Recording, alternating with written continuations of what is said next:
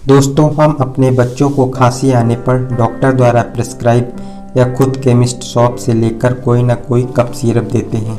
लेकिन अब WHO ने गाम्बिया में 66 बच्चों की मौत के बाद 4 कफ सिरप पर प्रतिबंध लगा दिया है। एक कफ सिरप है प्रोमेथाजीन ओरल सॉल्यूशन और दूसरी कोफेक्समालिन बेबी कफ सिरप और तीसरी मैकॉफ कफ सिरप और चौथी कफ सिरप है मैग्रीप एंड कोल्ड सिरप। इन कफ सिरप को हरियाणा की कंपनी मेडन फार्मास्यूटिकल बनाती है।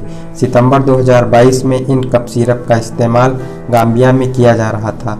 लैब में इसकी जांच में पता चला कि सभी सिरप में डाई एथिलीन ग्लाइकोल और एथिलीन ग्लाइकोल की इतनी मात्रा जो बच्चों के लिए घातक और जहरीली साबित हुई। भारत में इन दो कंपाउंड की वजह से 1986 में मुंबई में 21 मरीजों और 2020 में जम्मू कश्मीर में 12 बच्चों की मौत कफ सिरप से हुई थी। लेकिन दुखद ये है कि भारत में इन कंपाउंड पर अभी तक बैन नहीं लगाया गया।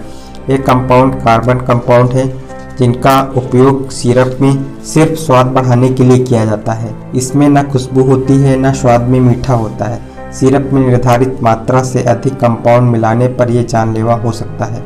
कुछ देशों जैसे अमेरिका, ऑस्ट्रेलिया और यूरोपियन कंट्री में इसको प्रतिबंधित किया है। गाइज, इस वीडियो को ज़्यादा से ज़्यादा लाइक करें और शेयर करें और कमेंट सेक्शन में ज़रूर बताएं कि ये वीडियो आपको कैसा लगा और इस चैनल को ज़रूर सब्सक्राइब करें।